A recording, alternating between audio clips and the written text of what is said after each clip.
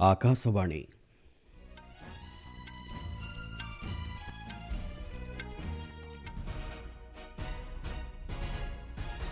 ସମ୍ବାଦ ପଢ଼ୁଛନ୍ତି ଚନ୍ଦନ ଘୋଷ। ମୁଖ୍ୟ ସମ୍ବାଦ। 5ଟି ରାଜ୍ୟର ନୂତନ ରାଜ୍ୟପାଳଙ୍କୁ ନିଯୁକ୍ତ କଲେ ରାଷ୍ଟ୍ରପତି। ଦେଶବ୍ୟାପୀ ଆଜି ପାଳନ କରାଯାଉଛି ପୂର୍ବତନ ପ୍ରଧାନମନ୍ତ୍ରୀ ଭାରତରତ୍ନ ଅଟଳ ବିହାରୀ ବାଜପେୟୀଙ୍କ 1ଶତତମ ଜନ୍ମବାର୍ଷିକୀ।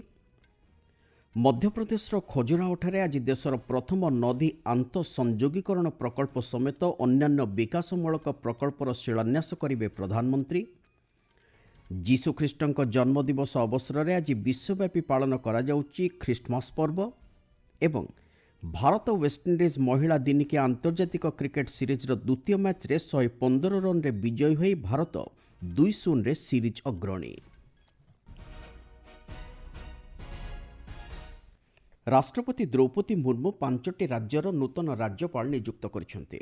ମିଜୋରାମର ରାଜ୍ୟପାଳ ଡକ୍ଟର ହରିବାବୁ କମ୍ଭମପତି ଓଡ଼ିଶାର ନୂତନ ରାଜ୍ୟପାଳ ଭାବେ ନିଯୁକ୍ତି ପାଇଛନ୍ତି। ଓଡ଼ିଶାର ବର୍ତ୍ତମାନର ରାଜ୍ୟପାଳ ରଘୁବର ଦାସ ନିଜ ପଦବୀରୁ ଇସ୍ତଫା ଦେବା ପରେ ରାଷ୍ଟ୍ରପତି ଏହି ପଦକ୍ଷେପ ନେଇଛନ୍ତି। ସେହିଭଳି ପୂର୍ବତନ କେନ୍ଦ୍ରମନ୍ତ୍ରୀ ଜେନେରାଲ ବିଜୟ କୁମାର ସିଂଙ୍କୁ ମିଜୋରାମର ରାଜ୍ୟପାଳ ଭାବେ ନିଯୁକ୍ତି ମିଳିଛି। ଏହାଛଡ଼ା ବିହାରର ରାଜ୍ୟପାଳ ରାଜେନ୍ଦ୍ର ବିଶ୍ୱନାଥ ଆର୍ଲେକରଙ୍କୁ କେରଳ ରାଜ୍ୟପାଳ ଭାବେ ଏବଂ ପୂର୍ବତନ ସ୍ୱରାଷ୍ଟ୍ର ସଚିବ ଅଜୟ ଭାଲ୍ଲାଙ୍କୁ ମଣିପୁର ରାଜ୍ୟପାଳ ଭାବେ ରାଷ୍ଟ୍ରପତି ନିଯୁକ୍ତ କରିଛନ୍ତି। ସେହିଭଳି ଆରିଫ ମହମ୍ମଦ ଖାନ ବିହାରର ନୂତନ ରାଜ୍ୟପାଳ ଭାବେ ନିଯୁକ୍ତ ହୋଇଛନ୍ତି। ପୂର୍ବତନ ପ୍ରଧାନମନ୍ତ୍ରୀ ଭାରତରତ୍ନ ଅଟଳ ବିହାରୀ ବାଜପେୟୀଙ୍କ 1ଶତତମ ଜନ୍ମବାର୍ଷିକୀ ଆଜି ଦେଶବ୍ୟାପୀ ପାଳନ କରାଯାଉଛି। ଆଜିର ଦିନଟି ସୁଶାସନ ଦିବସ ରୂପେ ମଧ୍ୟ ପାଳିତ ହେଉଛି।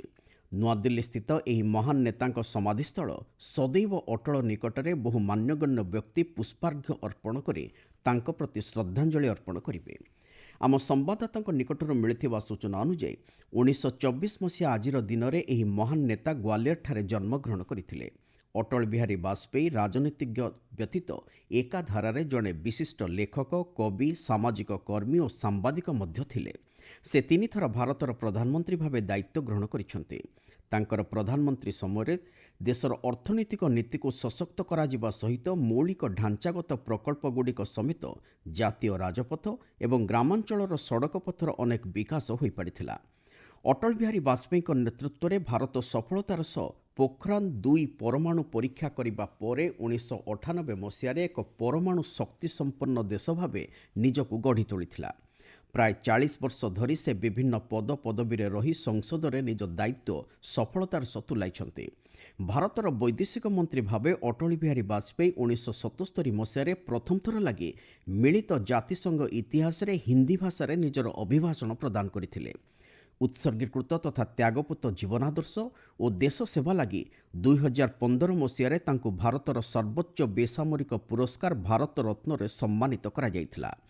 ଭାରତୀୟ ଜନତା ପାର୍ଟିର ଏହି ମହାନ ନେତା 2018 ମସିହା ଅଗଷ୍ଟ 16 ତାରିଖ ଦିନ ଶେଷ ନିଶ୍ୱାସ ତ୍ୟାଗ କରିଥିଲେ। ଅଟଳ ବିହାରୀ ବାଜପେୟୀଙ୍କ 100ତମ ଜନ୍ମବାର୍ଷିକୀ ଅବସରରେ ପ୍ରଧାନମନ୍ତ୍ରୀ ନରେନ୍ଦ୍ର ମୋଦି ଆଜି ମଧ୍ୟପ୍ରଦେଶ ଗସ୍ତ କରି ଖଜୁରାହୋଠାରେ କେତେକ ବିକାଶମୂଳକ ପ୍ରକଳ୍ପର ଶିଳାନ୍ୟାସ ଓ ଉଦ୍ଘାଟନ କରିବେ। ଶ୍ରୀ ମୋଦି ଏହି ଅବସରରେ ଦେଶର ପ୍ରଥମ ନଦୀ ଆନ୍ତଃସଂଯୋଗୀକରଣ ପ୍ରକଳ୍ପ ଅଧୀନରେ କେନ୍ ଓ ବେଟୱା ନଦୀ ସଂଯୋଗ ଲାଗି ଶିଳାନ୍ୟାସ କରିବେ। ଏହି ପ୍ରକଳ୍ପ ମାଧ୍ୟମରେ ମଧ୍ୟପ୍ରଦେଶର ବିଭିନ୍ନ ଜିଲ୍ଲାରେ ଥିବା 8 ଲକ୍ଷ ହେକ୍ଟରରୁ ଉର୍ଦ୍ଧ୍ୱ ପରିମିତ ଚାଷ ଜମିକୁ ଜଳସେଚିତ କରାଯାଇପାରିବ। ଏଥିସହିତ ରାଜ୍ୟର 10ଟି ଜିଲ୍ଲାରେ ପ୍ରାୟ 44 ଲକ୍ଷ ଲୋକଙ୍କୁ ପାନୀୟ ଜଳ ଯୋଗାଣ କରାଯାଇପାରିବ। ଏହାଦ୍ୱାରା ମଧ୍ୟପ୍ରଦେଶର 10ଟି ଜିଲ୍ଲା ଅନ୍ତର୍ଗତ 2000 ଗ୍ରାମର 7 ଲକ୍ଷରୁ ଉର୍ଦ୍ଧ୍ୱ ଚାଷୀ ପରିବାର ଉପକୃତ ହେବେ। ଏତଦ୍ବ୍ୟତୀତ ଏହି ପ୍ରକଳ୍ପ ମାଧ୍ୟମରେ 103 ମେଗାୱାଟ ଜଳବିଦ୍ୟୁତ୍ ଓ 27 ମେଗାୱାଟ ସୌରଶକ୍ତି ଉତ୍ପାଦନ ହୋଇପାରିବ ବୋଲି ଜଣାଯାଇଛି। ଏଠାରେ ସୂଚନା ଦିଆଯାଇପାରେ 2021 ମସିହା ମାର୍ଚ୍ଚ 22ରେ ପ୍ରଧାନମନ୍ତ୍ରୀ ଶ୍ରୀ ମୋଦିଙ୍କ ଉପସ୍ଥିତିରେ ମଧ୍ୟପ୍ରଦେଶ, ଉତ୍ତରପ୍ରଦେଶଙ୍କ ମୁଖ୍ୟମନ୍ତ୍ରୀମାନେ ଓ କେନ୍ଦ୍ର ଜଳଶକ୍ତି ମନ୍ତ୍ରୀଙ୍କ ମଧ୍ୟରେ ଏହି କେନ୍ ବେଟୱା ସଂଯୋଗୀକରଣ ଜାତୀୟ ପ୍ରକଳ୍ପ ଲାଗି ତ୍ରିପକ୍ଷୀୟ ରାଜିନାମା ସ୍ୱାକ୍ଷରିତ ହୋଇଥିଲା। ଏଥିଲାଗି 44,605 କୋଟି ଟଙ୍କା ବ୍ୟୟ ଅଟକଳ କରାଯାଇଛି। ଏହି ପ୍ରକଳ୍ପର 90% ଅର୍ଥ କେନ୍ଦ୍ର ସରକାର ଏବଂ ବାକି 10% ସମ୍ପୃକ୍ତ ରାଜ୍ୟ ସରକାରମାନେ ବହନ କରିବେ।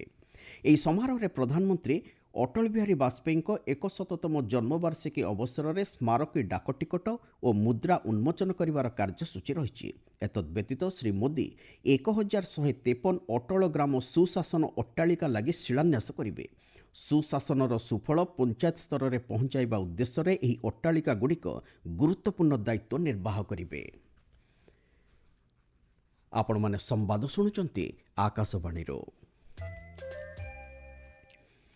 ଉପରାଷ୍ଟ୍ରପତି ଜଗଦୀପ ଧନଖଡ଼ ଆଜିଠାରୁ 2 ଦିନିଆ ତେଲଙ୍ଗାନା ଗସ୍ତରେ ଯିବେ। ଏହି ଗସ୍ତ ଅବସରରେ ଶ୍ରୀ ଧନଖଡ଼ ମେଦାକ ଓ ହାଇଦ୍ରାବାଦ ଗସ୍ତ କରିବେ। ତୁନିକସ୍ଥିତ ଭାରତୀୟ କୃଷି ଗବେଷଣା ପରିଷଦର କୃଷି ବିଜ୍ଞାନ କେନ୍ଦ୍ରଠାରେ ଅନୁଷ୍ଠିତ ହେବାକୁ ଥିବା ପ୍ରାକୃତିକ ଏବଂ ଜୈବିକ କୃଷକ ସମ୍ମିଳନୀରେ ଉପରାଷ୍ଟ୍ରପତି ମୁଖ୍ୟ ଅତିଥି ଭାବେ ଯୋଗଦେଇ ଉଦ୍ବୋଧନ ଦେବାର କାର୍ଯ୍ୟସୂଚୀ ରହିଛି। କେନ୍ଦ୍ର ସ୍ୱରାଷ୍ଟ୍ର ତଥା ସମବାୟ ମନ୍ତ୍ରୀ ଅମିତ ଶାହା ଆଜି ନୂଆଦିଲ୍ଲୀଠାରେ 10,000ରୁ ଉର୍ଦ୍ଧ୍ୱ ନୂତନ ଭାବେ ଗଠନ କରାଯାଇଥିବା ବହୁମୁଖୀ ପ୍ରାଥମିକ କୃଷି ସମବାୟ ସମିତି ଏବଂ ଦୁଗ୍ଧ ଓ ମତ୍ସ୍ୟ ସମବାୟ ସମିତିଗୁଡ଼ିକୁ ଲୋକାର୍ପଣ କରିବେ। ଏହି ଅବସରରେ ଶ୍ରୀ ଶାହା ନୂତନ ଭାବେ ଗଠନ କରାଯାଇଥିବା ସମବାୟ ସମିତିଗୁଡ଼ିକୁ ପଞ୍ଜୀକରଣ ପ୍ରମାଣପତ୍ର ଓ ରୂପେ କିଷାନ କ୍ରେଡିଟ୍ କାର୍ଡ ବଣ୍ଟନ କରିବେ। ଗ୍ରାମାଞ୍ଚଳରେ ଆର୍ଥିକ ସମାବେଶୀ ପ୍ରକ୍ରିୟାକୁ ସଶକ୍ତ କରିବା ସହିତ ପଞ୍ଚାୟତଗୁଡ଼ିକୁ ଏଥିରେ ସାମିଲ କରିବା ଉଦ୍ଦେଶ୍ୟରେ ଏଭଳି ପଦକ୍ଷେପ ନିଆଯାଇଛି। ଏହାଦ୍ୱାରା ବିଭିନ୍ନ ଜନକଲ୍ୟାଣକାରୀ ଯୋଜନାଗୁଡ଼ିକରୁ ଗ୍ରାମାଞ୍ଚଳର ଜନସାଧାରଣ ଉପକୃତ ହୋଇପାରିବା ସହିତ ଦେଶର ଆର୍ଥିକ ପ୍ରଗତିରେ ଅଧିକରୁ ଅଧିକ ମାତ୍ରାରେ ଅଂଶଗ୍ରହଣ କରିପାରିବେ। ଯୀଶୁଖ୍ରୀଷ୍ଟଙ୍କର ଜନ୍ମଦିବସ ଅବସରରେ ଆଜି ବିଶ୍ୱବ୍ୟାପୀ ଖ୍ରୀଷ୍ଟମାସ ପର୍ବ ପାଳନ କରାଯାଉଛି। ଦେଶରେ ଖ୍ରୀଷ୍ଟ ସମ୍ପ୍ରଦାୟ ବ୍ୟକ୍ତିମାନେ ନିଜ ଘରକୁ ପାରମ୍ପରିକ ମତେ ଏହି ଅବସରରେ ସଜାଇଛନ୍ତି। ଏହି ଅବସରରେ ବେଥଲେହେମ୍ ସ୍ଥିତ ଯୀଶୁଖ୍ରୀଷ୍ଟଙ୍କର ଜନ୍ମସ୍ଥାନରେ ପାରମ୍ପରିକ ମତେ ଖ୍ରୀଷ୍ଟମାସ ପର୍ବ ପାଳନ କରାଯାଇଛି। ତେବେ ଗାଜାରେ ଯୁଦ୍ଧ ସ୍ଥିତି ଲାଗି ରହିଥିବାରୁ ଚଳିତ ଥର ଏହି ପର୍ବ ସେଠାରେ ଜାକଜମକରେ ପାଳନ କରାଯାଇ ନଥିବା ଜଣାଯାଇଛି। ରାଷ୍ଟ୍ରପତି ଦ୍ରୌପଦୀ ମୁର୍ମୁ ଓ ଉପରାଷ୍ଟ୍ରପତି ଜଗଦୀପ ଧନଖଡ଼ ଖ୍ରୀଷ୍ଟମାସ ଅବସରରେ ଜନସାଧାରଣଙ୍କୁ ଅଭିନନ୍ଦନ ଜଣାଇଛନ୍ତି। ଏ ସମ୍ପର୍କରେ ବାର୍ତ୍ତା ଦେଇ ରାଷ୍ଟ୍ରପତି ଆମ ଦୈନନ୍ଦିନ ଜୀବନରେ ଯୀଶୁଖ୍ରୀଷ୍ଟଙ୍କର ପ୍ରେମ ଓ ସଦ୍ଭାବର ବାର୍ତ୍ତାକୁ ସାମିଲ କରିବା ଉପରେ ଗୁରୁତ୍ୱାରୋପ କରିଛନ୍ତି। ଏକ ଉତ୍ତମ ବିଶ୍ୱ ଗଠନ ଦିଗରେ ଯୀଶୁଙ୍କର ପ୍ରଦର୍ଶିତ ଭାତୃତ୍ୱ ଓ କଲ୍ୟାଣକାରୀ ପଥ ସର୍ବଦା ପ୍ରେରଣା ଯୋଗାଇବ ବୋଲି ଶ୍ରୀମତୀ ମୁର୍ମୁ କହିଛନ୍ତି।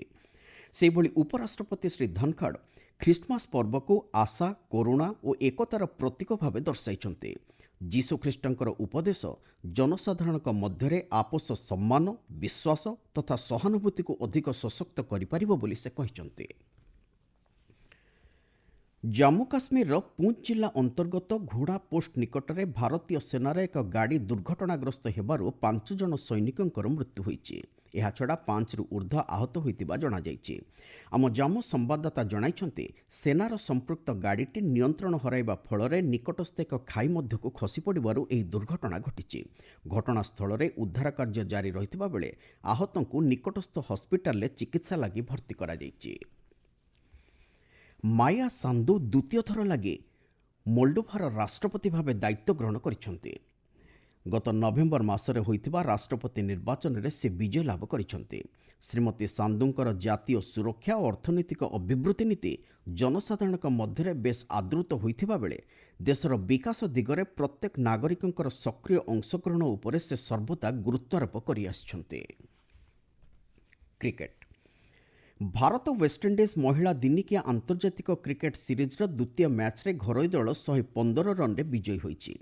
ଗତକାଲି ସନ୍ଧ୍ୟାରେ ଭଦୋଦାରାର କୋଟାମ୍ବି ଷ୍ଟାଡିୟମଠାରେ ଅନୁଷ୍ଠିତ ଏହି ମ୍ୟାଚ୍ରେ ଟସ୍ ଜିତି ପ୍ରଥମେ ବ୍ୟାଟିଂ କରିବାର ନିଷ୍ପତ୍ତି ନେଇ ଭାରତ ନିର୍ଦ୍ଧାରିତ 50 ଓଭରରେ 5 ୱିକେଟ୍ ହରାଇ 358 ରନ୍ କରିଥିଲା।